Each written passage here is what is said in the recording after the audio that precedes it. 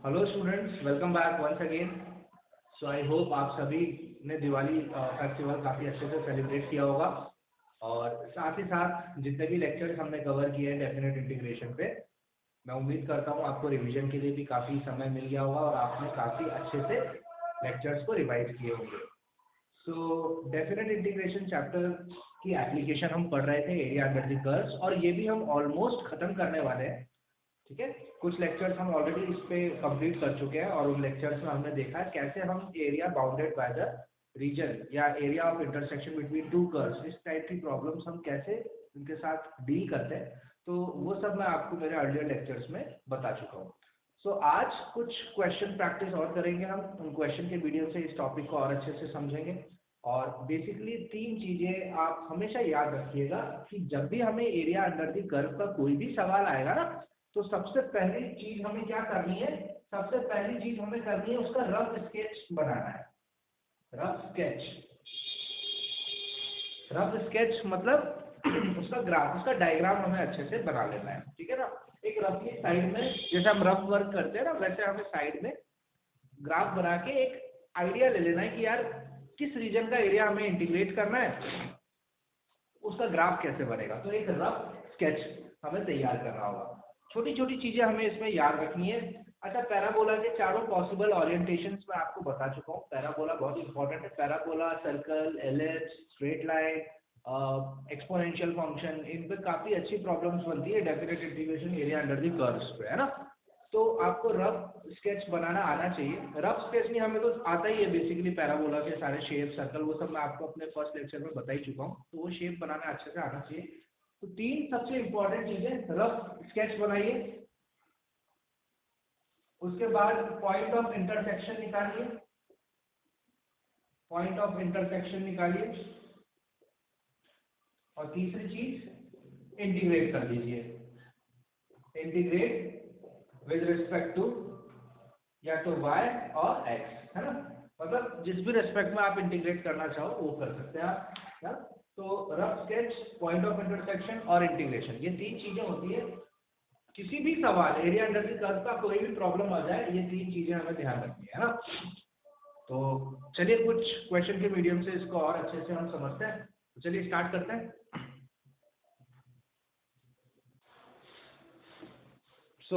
ये क्वेश्चन देखिए, और ये क्वेश्चन जेईई मेन 2012 में भी पूछा गया है। तो काफी अच्छा क्वेश्चन है और काफी इजी क्वेश्चन है।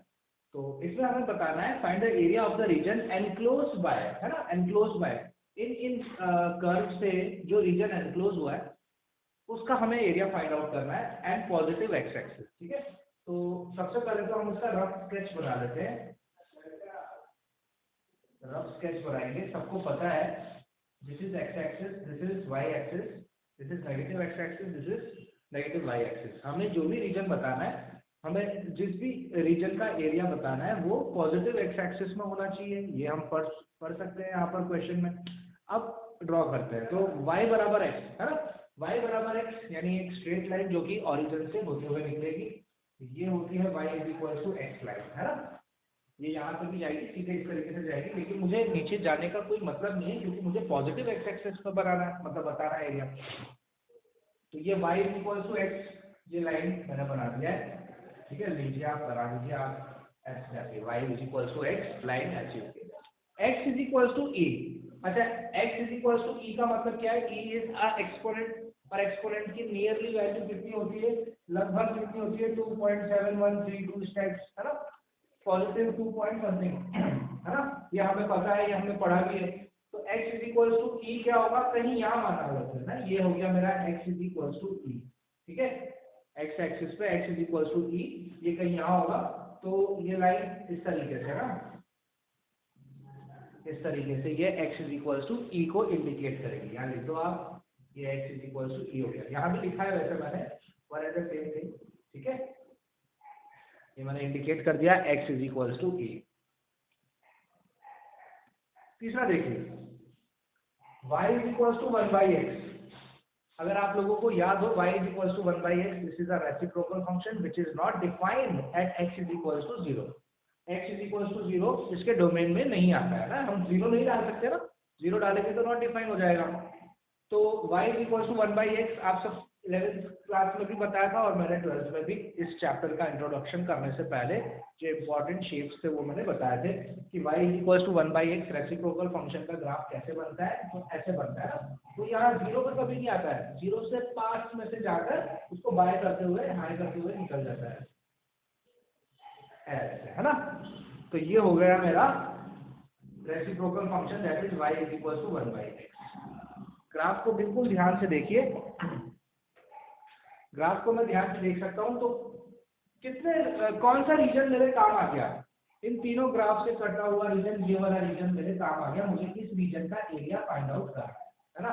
This is the required region, या हम बोल सकते हैं इस रीजन का हमें एरिया फाइंड आउट करना है। थोड़ा मैं इसको ढंग से बना देता हूँ ताकि आपको बेटर तरीके से दिखा सकूँ एक चीज, ठीक है। इसको और अच्छे से बना देते हैं, y is equal to 1/x को, ठीक है। थोड़ा ऐसा बना देते हैं, ये लो y is equal to 1/x ऐसे जाएगा ना। ये मान लीजिए ये 0 to 0 में तो कभी जाएगा, ठीक है। तो इस तरीके से ये y is equal to 1/x हो गया। तो मैं देख सकता हूँ मेरे को इस रीजन का एरिया फाइंड आउट करना है। ये हो गया वो रीजन ढका हुआ है बाउंडेड रीजन जिसका मुझे एरिया फाइंड आउट करना है, ठीक है, ओके। अच्छा, तो इस रीजन का एरिया निकालने के लिए अब आप देख सकते हैं ये पूरा एरिया अगर मुझे निकालना है तो अगर मैं इस पूरे रीजन को दो भागों में बांट दूं, मतलब ऐसे एक ट्राइंगल इस तरीके से, ठीक है। तो ये वाला रीजन का एरिया, ये राइट एंगल ट्राइंगल जैसा दिख रहा है, इस रीजन का एरिया प्लस इस रीजन का area will be the total area. क्या बोला मैंने, इस रीजन का एरिया प्लस इस रीजन का एरिया जो होगा मेरा टोटल एरिया हो जाएगा, ठीक है। तो कैसे फाइंड आउट करेंगे, अच्छा ये वाला पॉइंट क्या होगा, ये वाला पॉइंट होगा 1,0, चेक कर लीजिए आप। दिस पॉइंट विल बी 1,0, ये वाला पॉइंट है ना। x इज इक्वल टू 1 पे y भी 1 होगा। ये वाला पॉइंट सबको पता है, this is e,0, this is 1,0, ठीक है ना। अच्छा ये देखिए ये हमें दिख रहा है this is a right angle triangle. इतना सिर्फ अगर मैं इतने पार्ट का एरिया निकालूं, है ना, आप चाहो तो नाम भी दे सकते हो, ऐसे लिख सकते हैं, required area is equal to क्या हो जाएगा, ये जो ट्राइंगल है राइट एंगल ट्राइंगल उसका एरिया प्लस इतना एरिया, है ना, यहाँ से लेकर यहाँ तक, यहाँ से लेकर यहाँ तक इस कर्व ने जितना एरिया ऑक्यूपाई किया, प्लस यहाँ से लेकर यहाँ तक ये वाला एरिया। तो रिक्वायर्ड एरिया कितना हो जाएगा, इस ट्राइंगल का एरिया क्या होता है, ट्राइंगल का area half into base into height. तो बेस कितना है इसका 1, देखिए बेस कितना है इसका 1 और हाइट भी कितनी है 1, बेस भी 1 हाइट भी 1, ठीक है ना। ये पॉइंट देख लीजिए आप, तो half into base into height, ठीक है, प्लस प्लस प्लस प्लस यहाँ से लेकर यहाँ तक, यहाँ से लेकर यहाँ तक इस कर्व का एरिया, देखिए ना ये वाला कर्व, ठीक है ना, ये वाला कर्व। सो प्लस कहाँ से लेकर कहाँ तक, x के रेस्पेक्ट में करना चाहता हूँ तो 1 से लेकर e तक कर देता हूँ, 1 से लेकर e तक ये कर्व, मतलब x के रेस्पेक्ट में करना, तो y क्या है, ये y है ना, y dx, 1 से लेकर e y dx, and what is y is 1/x, याद रख लीजिए 1/x ऐसा। सो रिक्वायर्ड एरिया हो जाएगा मेरा half multiply by 1 into 1 will be half plus 1/x का इंटीग्रेशन क्या होगा log x with in the limit 1 से लेकर e, ठीक है ऐसा। Upper limit minus lower limit से मैं इसको सॉल्व कर दूंगा, तो ये हो जाएगा log e minus log 1, and we all know that the value of log 1 is 0। तो log 1 0 होता है and the value of log e is 1। So half plus 1 minus 0 is equals to 3/2. So 3/2 square units will be the answer. क्या हो जाएगा answer 3/2, है ना। आप देख सकते हैं मुझे यहाँ से लेकर यहाँ तक ये जो एरिया, मतलब जो एनक्लोज्ड रीजन है उसका एरिया निकालना है। तो मैंने यहाँ पर जो पॉइंट ऑफ इंटरसेक्शन था उससे एक वर्टिकल स्ट्राइप या आप परपेंडिकुलर डाल दिया, तो परपेंडिकुलर डालते ही ये वाला पार्ट राइट एंगल ट्राइंगल दिख रहा है और ये वाला रिमेनिंग पार्ट। तो राइट एंगल ट्राइंगल का एरिया मैं ऐसे भी निकाल सकता हूँ और आप चाहो तो ऐसे भी निकाल सकते हो। ये पॉइंट ये 0,0 है तो 0 से लेकर 1 तक इंटीग्रेट कर दीजिए एक्स के रेस्पेक्ट में, तो भी आपको मिल जाएगा। तो मैंने इन दोनों एरियाज को जोड़ दिया, जोड़ के मेरा आंसर मेरे सामने है, दैट इज 3/2 स्क्वायर यूनिट्स, है ना। एरिया जैसी चीज हमेशा कैसे आएगी, मीटर स्क्वायर, सेंटीमीटर स्क्वायर, है ना, तो स्क्वायर यूनिट्स आता है हमेशा। ठीक है, आई होप क्वेश्चन क्लियर हुआ होगा। अच्छा क्वेश्चन था, इसलिए मैंने ये सोचा कि डिस्कस करना चाहिए। तो चलिए नेक्स्ट क्वेश्चन की तरफ बढ़ते हैं।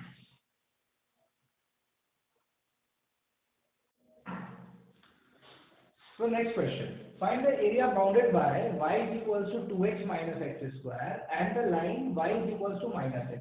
These are the four options. ठीक है, ये क्वेश्चन भी जेईई मेन में पूछा गया है 2004 में। ठीक है, ये क्वेश्चन भी मैंने इसलिए लिया है, हालांकि ये क्वेश्चन इजी है, ये मैं डिस्कस इसलिए करना चाह रहा हूँ ताकि आप ग्राफ इजीली बना सके, है ना। आपको ग्राफ का अगर आइडिया हो गया ना, आपने एक बार ग्राफ बना दिया, प्रॉब्लम का शेप बना दिया कि यार किस रीजन का मुझे एरिया फाइंड आउट करना है, तो आपका 90% काम हो जाएगा। फिर आपको इजीली दिख जाएगा कि यार इस रीजन का मुझे एरिया फाइंड आउट करना है, और इस रीजन का एरिया फाइंड आउट करने के लिए मुझे एक यहाँ से लेकर यहाँ तक इसको इंटीग्रेट करना है। अब एक्स के रेस्पेक्ट में करना है कि वाई के रेस्पेक्ट में, इतने आप समझदार हैं, आप उतना कर सकते हैं। तो सबसे पहले ये है, तो y is equals to 2x minus x square, ये एक पैराबोला रिप्रेजेंट कर रहा है, और पैराबोला रिप्रेजेंट कर रहा है जिसका सेंटर ओरिजिन नहीं है, सॉरी, सेंटर ओरिजिन वाला parabola y square is equals to 4x या x square is equals to 4y, इसका सेंटर ओरिजिन नहीं है। अच्छा, तो इसका रफ स्केच मुझे बनाना है, और y is equals to minus x. अच्छा, y is equals to x तो ऐसे जाता है, माइनस एक्स कैसी लाइन होगी वो भी हम इजीली बना सकते हैं, ये बना सकते हैं, ये भी बना सकते हैं। अच्छा, इसका रफ आइडिया ले लेते हैं कि y is equals to 2x minus x square का हमें ग्राफ कैसे बनाना है। तो देखिए, आप ध्यान से देखिएगा, 2x माइनस एक्स स्क्वायर, इसका मतलब है x को मैं कॉमन लेके 2 माइनस एक्स लिख सकता हूँ, है ना। तो अब मुझे ये पता है कि x एक्सिस पे अगर कोई पॉइंट होता है तो उसका मतलब y इज इक्वल्स टू 0 होता है, मतलब x एक्सिस पे अगर कोई पॉइंट मैं लेना चाहता हूँ तो y 0 हो जाएगा। तो यहाँ पे देखिए, if x is equals to 0, अगर मैं x को 0 लेता हूँ तो देखो यहाँ 0 आ जाएगा, यहाँ 2 minus 0 is 2, 2 into 0 will be 0, तो x इज इक्वल्स टू 0 पे y भी 0 होगा। ठीक है, एंड अगर x इज इक्वल्स टू 2 लेता हूँ, x इज इक्वल्स टू 2 लेता हूँ, तो 2 माइनस 2 इज 0, तो y भी यहाँ पर क्या हो जाएगा, y यहाँ पर मुझे 0 मिलेगा। x की वैल्यू 0 पे y 0, x की वैल्यू 2 पर y 0। ठीक है ना, इस तरीके से मुझे पॉइंट्स मिल जाएंगे, ध्यान से देख सकते हैं आप। ठीक है, तो अब इसका एक रफ ग्राफ हम ड्रॉ करते हैं, और अच्छा ये मिलने के बाद अच्छा ये बना देते हैं x0 y0, x0 y0 तो सबको पता ही है, 0 0 ऐसा, और x बराबर 2 y बराबर 0 कहीं यहाँ बना देते हैं, ये 2, 0 है। ठीक है, तो और हमेशा याद रखिएगा, पैराबोला जो भी होता है, पैराबोला या तो ऐसा बनता है या ऐसा बनता है ना, या तो अपवर्ड्स बनता है या डाउनवर्ड्स बनता है। ठीक है, कैसा बोला मैंने, या तो ऊपर की तरफ या नीचे की तरफ। ऊपर की तरफ कब बनता है, जब एक्स स्क्वायर का कोएफिशिएंट पॉजिटिव होता है। ठीक है ना, एक्स स्क्वायर से जो चीज या टर्म मल्टीप्लाई होती है वो अगर पॉजिटिव है तो पैराबोला अपवर्ड्स, और अगर एक्स स्क्वायर का कोएफिशिएंट नेगेटिव है तो पैराबोला कैसा बनेगा, नीचे की तरफ बनेगा, डाउनवर्ड्स। ये याद रखिए, है ना। एक्स स्क्वायर कोएफिशिएंट अगर पॉजिटिव है तो पैराबोला कैसा, पैराबोला ऐसा। ठीक है, और अगर एक्स स्क्वायर का कोएफिशिएंट नेगेटिव है तो पैराबोला डाउनवर्ड्स। ठीक है, ये कॉन्सेप्ट याद रखिएगा। तो अब आपको ना मन में ना ये तो पता है कि यार इसका ग्राफ जैसा भी बनेगा ना वो ऐसा बनेगा नीचे की तरफ। ठीक है ना भाई, डाउनवर्ड्स बनेगा ना, देख सकते हैं हम यहाँ एक्स स्क्वायर का कोएफिशिएंट क्या है, नेगेटिव है ना, तो पैराबोला कैसा बनना चाहिए, डाउनवर्ड्स बनना चाहिए। ठीक है, इतना तो हमारे दिमाग में धीरे धीरे चीजें आ रही है। ठीक है, अच्छा सबसे पहले तो मैंने एक्स एक्सिस की इक्वेशन से वो पॉइंट्स निकाल दिए। ठीक है ना, एक्स एक्सिस पर y 0 होता है, तो y 0 होगा, जब y 0 होगा तो x या तो 0 होगा या फिर 2 हो जाएगा। ठीक है ना, और जब x 0 होगा तो y तो 0 होगा ही होगा, ठीक है। तो ये पॉइंट्स हो जाएंगे आपके, ओके। अच्छा, and y is equals to -x, तो y is equals to -x मैं इस इक्वेशन में डाल के इसको सेटिस्फाई कराता हूँ। भाई पॉइंट ऑफ इंटरसेक्शन निकालना है ना, तो पॉइंट ऑफ इंटरसेक्शन निकालने के लिए इसको सेटिस्फाई कराना होगा हमें यहाँ पर।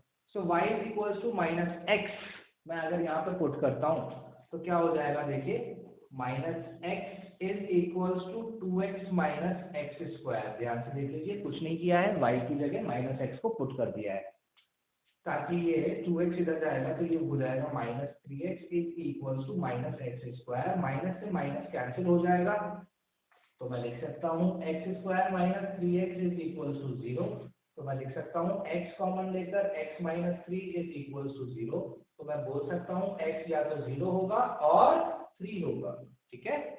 अगर x का वैल्यू 0 हुआ तो किसी में भी डाल दीजिए, y भी 0 होगा। हम यहाँ ऑलरेडी ये बात करके आ चुके हैं, x इज इक्वल्स टू 0 पे y is equals to 0 and x is equals to जब मैं 3 लूंगा, x की वैल्यू 3 लूंगा तो y का वैल्यू कितना हो जाएगा भाई, -3 हो जाएगा। सो ये -3 हो जाएगा, ठीक है।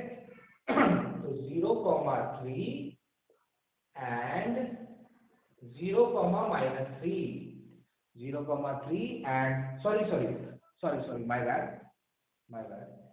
गलत हो गया ये, 0,0 एंड 3,-3, 0,0 एंड 3,-3 ये क्या हो गए मेरे, ये हो गए मेरे पॉइंट ऑफ इंटरसेक्शन, ठीक है। ये हो गए मेरे पॉइंट ऑफ इंटरसेक्शन, यानी वो पॉइंट जहां पर ये मिलेंगे दोनों कर्व्स, ये और ये, ठीक है। सो 3,-3 एंड 0,0, ठीक है। अब बना देते हैं हम एक रफ स्केच, ये है, ठीक है। पैराबोला कैसा बनेगा, डाउनवर्ड्स बनेगा, और y is equals to -x line कैसी होगी, अच्छा y is equals to x line ऐसे होती है, ठीक है ना, y is equals to x, so y is equals to -x line ऐसे हो जाएगी, ये हो गई आपकी y is equals to -x line.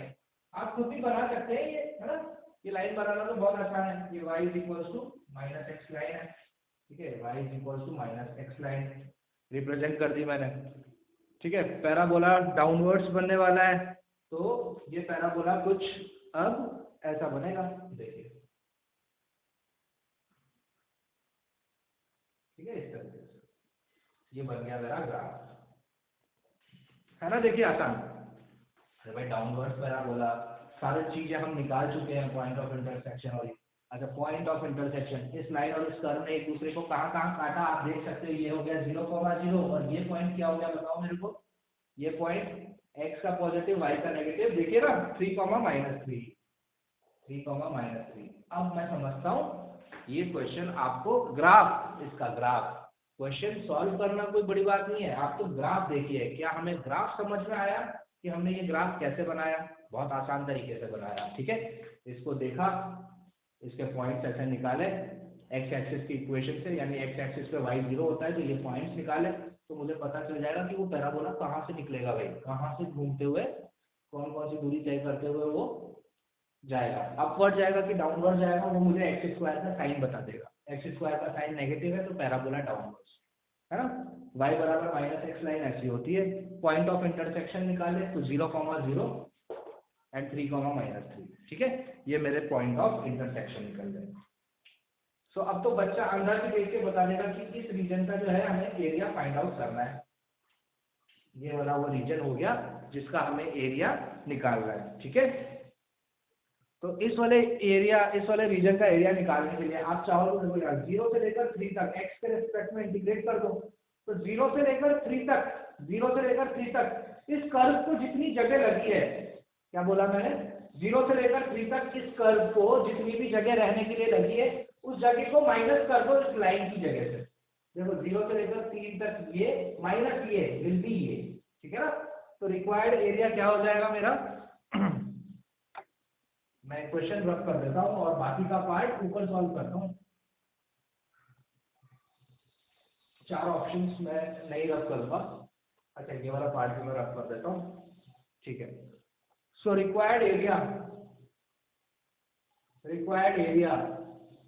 Will be what, integration किसके रेस्पेक्ट में करते हैं, x के रेस्पेक्ट में, तो 0 से लेकर 3 कर्व ने कितनी जगह ली, ये कर्व देखो, ये कर्व 0 से लेकर 3 तक, ये curve minus line will be this, तो 0 से लेकर 3 y dx मतलब 2x minus x square dx minus y dx, y क्या है आपका, ये लाइन y कितना है माइनस x, ठीक है, सो माइनस एक्स dx, ठीक है। आप ऐसे भी लिख सकते हो या dx को एंड में लगा सकते हो, है ना, dx को ऐसे ब्रैकेट लगा के ऐसे एंड में लिख सकते हो dx, ठीक है। सो ये required area is equals to 0 से लेकर 3 2x minus x square and minus minus plus, तो प्लस x हो जाएगा, 2x plus x will be 3x minus x square, 3x minus x square, इसका मुझे इंटीग्रेशन करना है 0 से लेकर 3 तक, तो मुझे एरिया पता चल जाएगा। 3x का इंटीग्रेशन हो जाएगा 3x square by 2 minus x square का इंटीग्रेशन हो जाएगा x cube by 3 with in the limits 0 से लेकर 3, इसको सॉल्व कर देंगे हमारा आंसर आ जाएगा।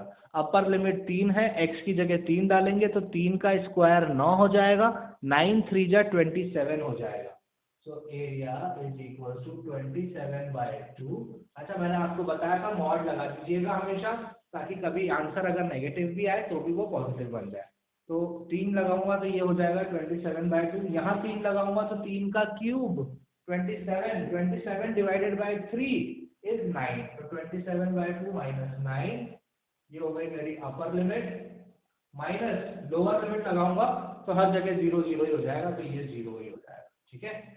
27 बाय 2 माइनस 9 कितना हो जाएगा, 2 9 जा 18, 27 माइनस 18 इज 9, तो area will be 9 by 2 square units, क्या आ जाएगा मेरा answer, 9 by 2 square units, that is my A option, ठीक है। आई होप समझ में आया होगा, काफी अच्छा क्वेश्चन था। ये क्वेश्चन मैंने इसलिए लिया ताकि आपको ग्राफ, किसी भी प्रॉब्लम का ग्राफ, मतलब अजीब सा पैराबोला है ना, देखो ये अजीब सा पैराबोला क्या होता है, जो सेंटर से ना गुजरे, जिसका सेंटर ओरिजिन ना हो, वो पैराबोला अजीब होता है। तो यार वो पैराबोला बनाते कैसे हैं, वैसे अगर आपको याद हो ना, तो मैंने क्लास 11 में आपको ये सब पढ़ाया था, एक्स स्क्वायर का कोएफिशिएंट पॉजिटिव होता है तो अपवर्ड्स, नेगेटिव होता है तो डाउनवर्ड्स, ठीक है। और एक बार जो आप शेप बना लोगे ना यार, तो फिर क्वेश्चन गलत करना इम्पॉसिबल है, आप बिल्कुल सही करोगे फिर उस क्वेश्चन को, ठीक है। तो इसीलिए मैं ज़्यादा प्रायोरिटी प्रेफरेंस उनको दे रहा हूँ, मतलब एरिया अंडर द कर्व्स में हमें ज़्यादा प्रेफरेंस किसको देनी है, ग्राफ को, यार ग्राफ बनाना आना चाहिए, ठीक है। चलिए नेक्स्ट क्वेश्चन डिस्कस करते हैं। नेक्स्ट क्वेश्चन देखिए, नेक्स्ट क्वेश्चन भी लास्ट ईयर का ही है, 2019 के मॉर्निंग शिफ्ट में एक जगह पूछा गया था। So find the area in first quadrant. अच्छा, प्रॉब्लम को बिल्कुल अच्छे से हम पढ़ेंगे, उसके बाद हम रफ स्केच बनाएंगे। So find the area in the first quadrant bounded by the parabola, ये है पैराबोला, ठीक है। आप पैराबोला देखिए सबसे पहले, और पैराबोला देखेंगे, पैराबोला लिखा हुआ है हमें y equal to x square plus 1, तो हम इसको लिख सकते हैं x square equal to y minus 1, है ना।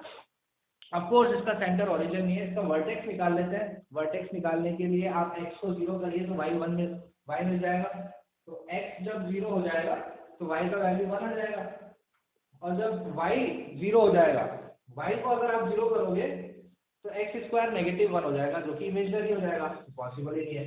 तो x 0 पे y 1, तो पैराबोला आप रफ स्केच जब आप बनाएंगे ना इसका, तो आपको काफी अच्छे से आइडिया हो जाएगा कि पैराबोला, अच्छा पैराबोला सबसे पहले अपवर्ड्स बनेगा कि डाउनवर्ड्स, तो एक्स स्क्वायर का कोएफिशिएंट पॉजिटिव है, अपवर्ड बनेगा। वर्टेक्स क्या है इसका, वर्टेक्स हो जाएगा इसका 0,1, मतलब यहाँ से घूमेगा, ये है 0,1, तो पैराबोला जो है वो ऐसा बनेगा इसका, ठीक है ना। आई होप समझ में आ रहा होगा, ठीक है। यानी ये y equal to x square plus 1 इस तरीके से बनेगा, ठीक है। मैं उम्मीद करता हूँ ये पार्ट तो समझ में आ ही गया होगा हमें। ये हो गया पैराबोला। अब देखिए, अब ध्यान से, and the tangent to it at the point 2,5 क्या करो, इस पॉइंट, इस कर्व पे 2,5 कहाँ बताऊं, ये एक्स एक्सिस है, ये वाई एक्सिस है, मैं मान लेता हूँ ये है वो पॉइंट 2,5, है ना। x बराबर 2 पर y का वैल्यू 5, ठीक है। ये है मेरा 2,5, ये मैं ये पॉइंट बता देता हूँ 2,5, ठीक है। यहाँ से जो टेंजेंट ड्रॉ करूंगा ना मैं, यहाँ से जो टेंजेंट ड्रॉ करेंगे इस तरीके से, ये ऐसे जाएगा, ठीक है ना। ये इस पॉइंट से ये टेंजेंट इस तरीके से जाएगा, ठीक है। सो यहाँ पर ये जो होगा ये पॉइंट ऑफ इंटरसेक्शन, क्या आप ये निकाल सकते हैं? इस पॉइंट ऑफ, ये वाला जो पॉइंट है इसको निकालने के लिए मुझे पहले ये जो पॉइंट से, इस पॉइंट से इस स्लोप पे, मतलब यहाँ पर जब इस कर्व पे ये पॉइंट है, यहाँ से मैंने टेंजेंट ड्रॉ किया, तो अब मुझे इसकी इक्वेशन निकालनी पड़ेगी, इक्वेशन ऑफ टेंजेंट। तो इक्वेशन ऑफ टेंजेंट क्या होगी, सबसे पहले ये देखेंगे। Equation of tangent, equation of tangent क्या होगी, सबको पता है y minus y1 is equal to slope dy by dx at the point x1 y1 into x minus x1, ये होती है इक्वेशन ऑफ टेंजेंट, ठीक है। तो यहाँ से पहले तो हम इक्वेशन ऑफ टेंजेंट निकालेंगे, तो वो इक्वेशन क्या आएगी, तो देखिए अच्छा स्लोप निकाल लेते हैं पहले। तो dy by dx at the point x1, अच्छा यहाँ से y equal to x square plus 1 है, तो dy बाई dx क्या हो जाएगा, यहाँ से हमारा 2x आ जाएगा, है ना। dy बाई dx क्या आ जाएगा, 2x, 1 का डिफरेंशिएशन 0। अब dy by dx at the point 2,5 पर क्या हो जाएगा, ये x का पॉइंट होता है, ये y का, तो 2 इंटू 2 इज 4, ठीक है ना। स्लोप क्या आ जाएगा मेरा, dy बाई dx क्या आ जाएगा, 4 आ जाएगा, डाल दीजिए यहाँ पर। तो y minus y1 that means y minus y1, y1 is what 5, तो y minus 5 is equals to slope, slope is 4 into x minus x1, ठीक है, x1 इज 2, इसको सॉल्व कर लेंगे। So y minus 5 is equals to 4x minus 8 आ जाएगा, ठीक है। तो यहाँ से मेरे को आ जाएगा y is equals to 4x minus 8 plus 5 is 3, y is equals to 4x minus 3। ये हो गई मेरी, ये क्या हो गई मेरी, ये इक्वेशन ऑफ टेंजेंट, ठीक है। और यहाँ से मुझे दिख ही रहा है कि मुझे इस रीजन का एरिया निकालना है, मुझे किस रीजन का एरिया निकालना है, इस रीजन का एरिया निकालना है। तो इस रीजन का एरिया निकालने के लिए y is equal to 4x minus 3 आया। ये वाला पॉइंट कैसे निकाल लेंगे हम, ये वाला पॉइंट, ठीक है, ये वाला जो पॉइंट है, ठीक है, ये वाला पॉइंट कैसे मिला होगा हमें, y 0 पर x पॉइंट है, है ना। तो y की वैल्यू 0 पर x का पॉइंट यहाँ से आपको मिल जाएगा, और ये पॉइंट होगा हमारा 3/4, 0, ठीक है। ये देखो ये वाली जो लाइन है ना, ये यहाँ से देखो y इज इक्वल्स टू, अगर मैं 0 करूंगा तो 4x इज इक्वल्स टू 3 हो जाएगा, x का वैल्यू कितना हो जाएगा 3/4, तो ये हो गया 3/4, 0, ठीक है। ये वाली चीज आई होप इतना क्लियर हो गया होगा, ठीक है। यहाँ से आप इसको ध्यान से देखिए, इस टाइप की प्रॉब्लम जब आती है ना, कि आपको अगर पैराबोला दिया हो और एक पॉइंट दिया हो टेंजेंट, तो आपको इस तरीके से अप्रोच करना है इन प्रॉब्लम्स को, ठीक है। यहाँ तक देखिए, और फिर अब तो आगे ये बहुत इजी हो गया है। तो अब आपके पास चॉइस है भाई, एक्स के रेस्पेक्ट में करना चाहेंगे कि वाई के रेस्पेक्ट में करना चाहेंगे। तो अगर वाई के रेस्पेक्ट में करना है हमें, तो वाई के रेस्पेक्ट में कैसे, कहाँ तक हो जाएगा, वाई के रेस्पेक्ट में होगा 0 से लेकर 2 तक, है ना। और हमें यहीं से करना है, देखो एक्स के रेस्पेक्ट में करेंगे ना तो 3/4 से आएगा, तो हमारा ये पार्ट रह जाएगा। तो वाई यहाँ 0 से लेकर यहाँ, है ना, वाई के लिए, वाई के रेस्पेक्ट में अगर हम करना चाहेंगे तो ये हो जाएगा आपका 0 से लेकर 2, या एक्स के रेस्पेक्ट में ही करेंगे, ये एक्स का ही पॉइंट है, देखिए ये 0 है, ये 2 है, ठीक है। तो 0 से लेकर 2 तक required area will be what, integration 0 से लेकर 2, देखिए 0 से लेकर 2 तक ये कर्व माइनस लाइन, वही अप्रोच, वही 0 से लेकर 2 तक जितना जगह इसको लगा, माइनस 0 से लेकर 2 तक लाइन को जितना लगा हम उसको सबट्रैक्ट कर देंगे, ठीक है। तो 0 से लेकर 2 curve y that is x square plus 1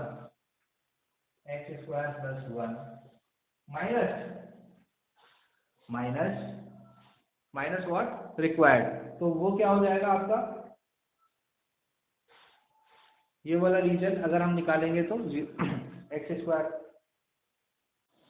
सो इस पार्ट को ध्यान से देखेंगे हम, तो 0 से लेकर 2 तक, 0 से लेकर 2 तक इस कर्व का जगह, और अब हमें ये लाइन के लिए जो जगह निकालनी है, तो इसके लिए मैं है ना यहाँ पे देखो, यहाँ पे मैंने एक परपेंडिकुलर ड्रॉ किया, ठीक है।